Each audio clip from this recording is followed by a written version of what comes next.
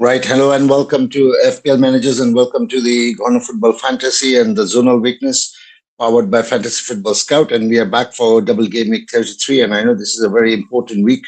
So we thought we'll start and do it a little bit earlier than we usually tend to. But unfortunately, we were not able to do so.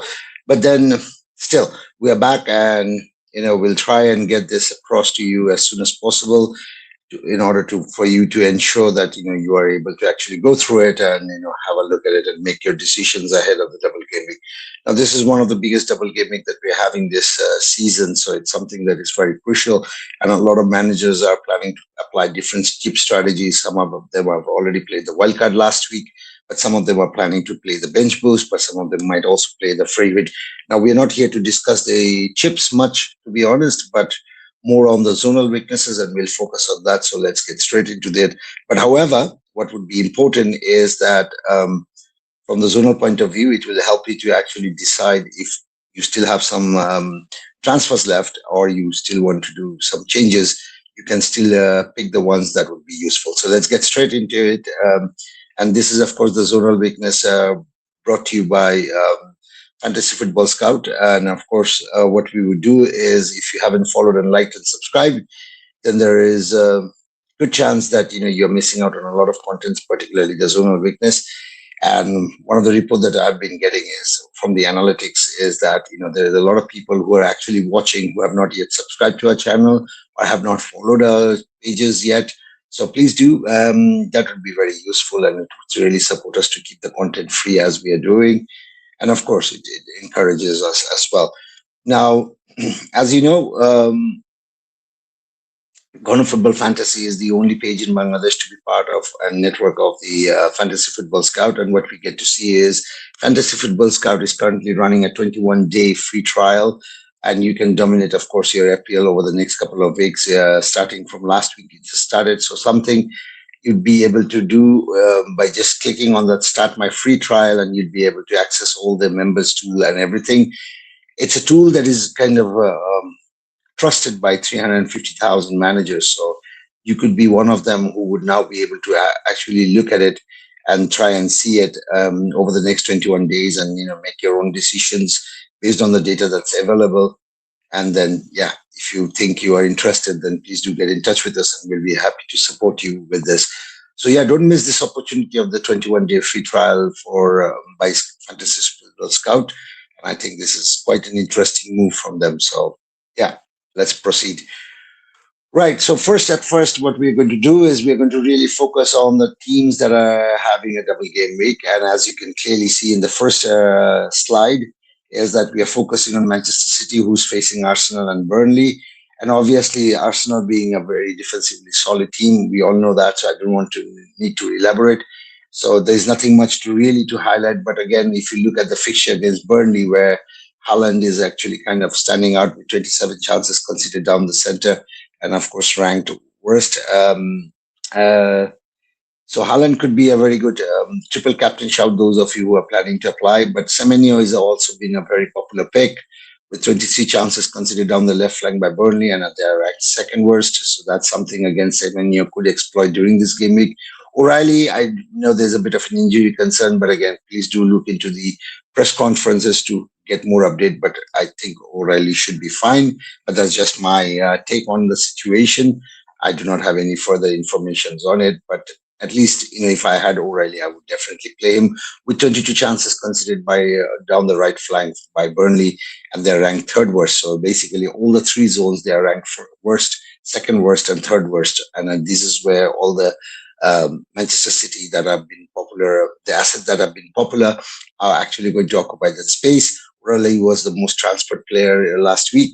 So surely, yeah, this could be a good game week for Manchester City assets. Moving on to the next fixture, where Leeds is playing against Wolves and Bournemouth. And of course, the obvious fixture that if you have a Leeds asset, the one to really target is the one against Wolves. Now, Wolves have shown a little bit of strength, defensive solidarity and defensive strength. However, their numbers are still kind of not really giving us the kind of confidence. So if you have some of the Leeds assets that you're planning, I think one of the key assets would be Calvert-Lewin, where Wolves have actually considered 21 chances down the center and ranked fourth. So that's something where Calvert-Lewin will be occupying. Okafor managed to score 2 goals against Manchester United last week in game week 32. And this week, again, the zone that he'll be occupying, which is the right flank of Wolves, where they have considered 26 chances and are ranked second. So Okafor could again be amongst the goal scorers. So yeah, those are the two assets that I would really like to highlight. Against Bournemouth, of course, Aronson is a shout, but I wouldn't really focus too much. I would rather focus on Calvert-Lewin and Okafor. Moving on to the next fixture, which is Brighton playing against Tottenham and Chelsea. And obviously, it's Minte who really draws my attention. And I know Gomez and Wafer being the one who has been showing a little bit of good form, especially in game week 32.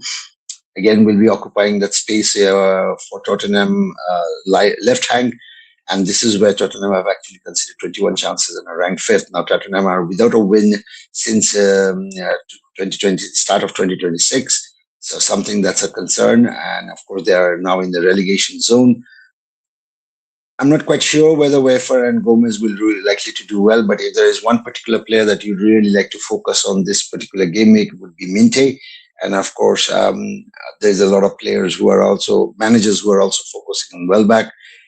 The zonal data doesn't really give me a lot of confidence having Welbeck in my own team, to be honest. But I think it is mostly down to Minte and Gomez and Wafer.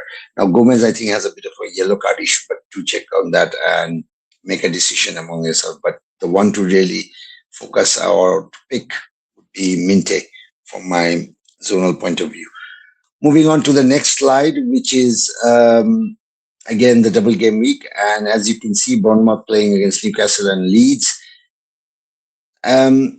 Newcastle looks a little bit shaky, and I think it was kind of proven last week as well, but down the center. Now here, I wouldn't really focus much on Ivan Alisson. I would think more, if there's one player that I would really like to pick from Bournemouth, would be Krupi, and I think he's the man to really go with 24 chances considered by Newcastle down the center and a ranked second worst. The other player that really draws my attention from Bournemouth is Tavernier. Now, if you really carefully look at the right flank, that's where Tavernier will be occupying. Newcastle seems to be quite weak down that flank, ranked seventh with 20 chances conceded. Obviously, it doesn't fall in our worst five matrix, so it's not really colored. But again, it's a little bit highlighted. As you can see, it's bold a little bit.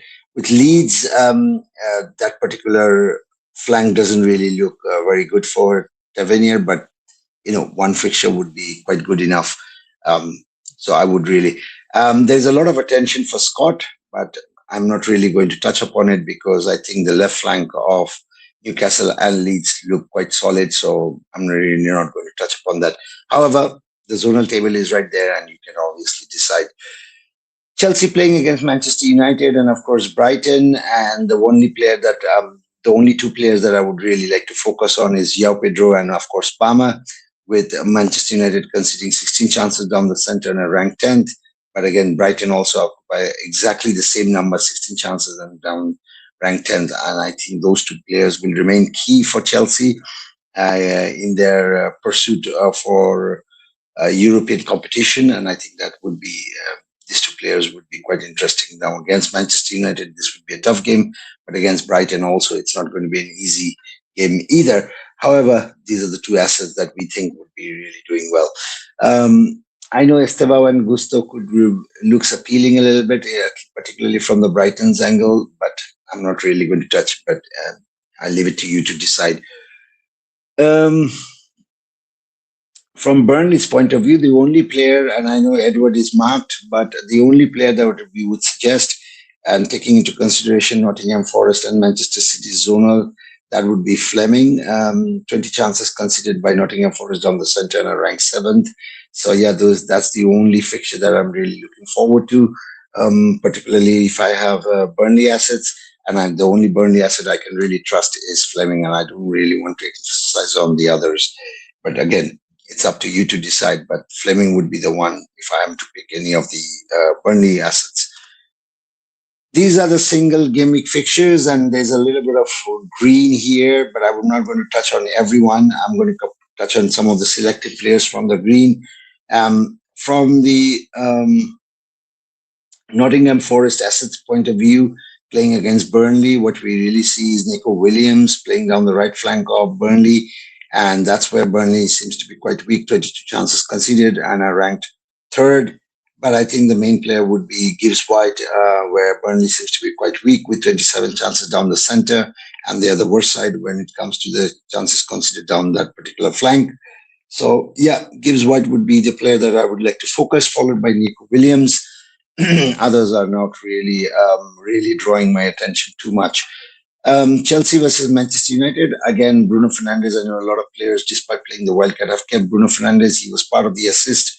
But still, this week, again, Chelsea's center doesn't really look that weak with 15 chances and they're ranked 13. So not really sure how much Bruno Fernandes would be able to capitalize. But if you don't want to really kick him out, please do keep him.